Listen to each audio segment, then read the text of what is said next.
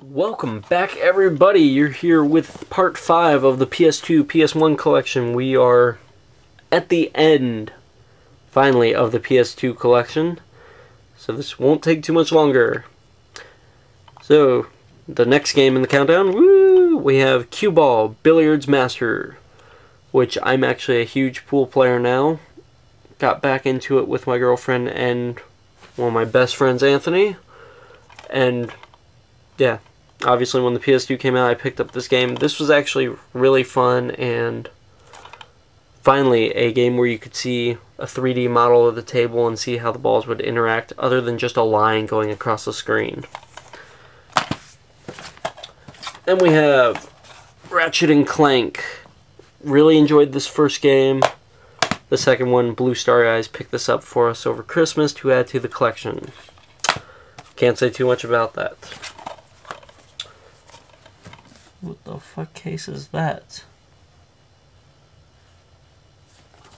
I think someone switched out this one case at some point. Whatever. Next up, not this case, the next one after it. Next up we have Rez, which is a really kind of odd game. As you saw from my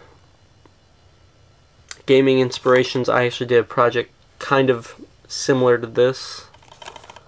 Not really, but inspired from it. Where you pretty much start off as this little blob and you eventually grow into this humanoid figure here. It's kind of like you're going through a computer of some sort. Ooh, yay. Interesting thing about this game is that in Japan they actually have a vibrator, essentially, that connects to the system.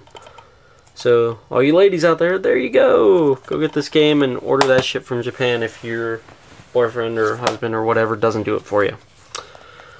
And next out, I'm assuming somebody switched out my case here because I did not pay $4 for this. I have no idea what case that might have even come from, actually. It says basic video game CD. $4, $8.26, 2010. I don't know, whatever. I'm sure Blue Starry Eyes switched out with something, but here we have SOCOM 2. When I bought this, I actually got the headset for free. Honestly, didn't really play this that much.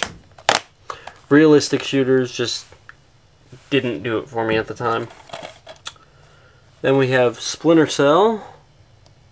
Everyone's gotta love the original Splinter Cell, even though the controls were kind of clunky.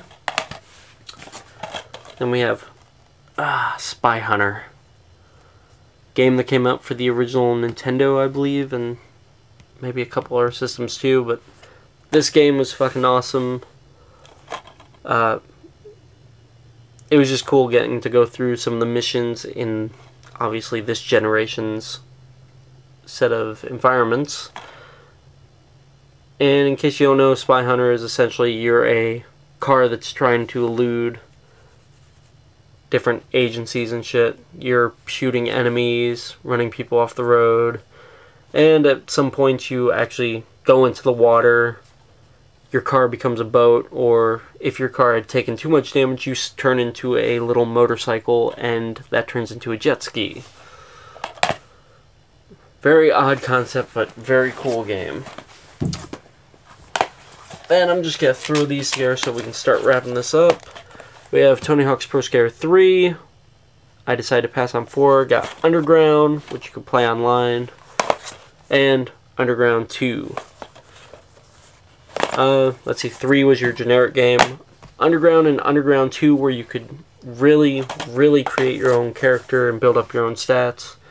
It was really fun going through the levels and going online and just doing like trick challenges with people. However, like I said, PS2 chased me away from Sony's online thing because that online sucks so much. But for what it was, these games were pretty good. Next up we have Top Gear Daredevil. Honestly, by the time Top Gear Rally came out for the 64, this was pretty much, I don't know, the franchise never recovered after that. Then we have Top Gun Combat Zones. Gotta love the air combat, shooting people down and stuff. I actually played this at a friend's house on the GameCube and decided that it was good enough to go and buy it. Alright, then we have Turok Evolutions. I'm sorry, just Turok Evolution. Got this for like $7 when it came out. Really, really not a good game. I don't even know why they bothered making a newer Turok game, but they did, and I'll have a story to go along with that, of course. And then finally, for the PS2, we have, I don't even know what this is. Is it WWE? I don't know. SmackDown vs. Raw. I am really not a wrestling person at all. I actually despise wrestling. It's not entertaining to me. I understand that it's not supposed to be real, but it doesn't hold my attention. However, you can't escape the fact that the games are entertaining to play. And I'm sure I would actually enjoy some of the newer games, considering you can create your own story to go through them. I just don't have the money or the time to really get into any of them. But that is finally it for the PS2 games. And the PS1 games, demo discs, and the system. Hope that wasn't way too much for everyone, and yeah. We will try to keep this simpler from this point on. But, try and get this crap off of here. Woo. So there you have it. Hope everybody enjoyed this little look into the PlayStation and PS2 controller. What the hell am I on? Collection that Blue Starry Eyes and myself, Reptile7, have. Anyway, catch you all next week for, what are we going on to? The GameCube. Yeah, GameCube collection next week.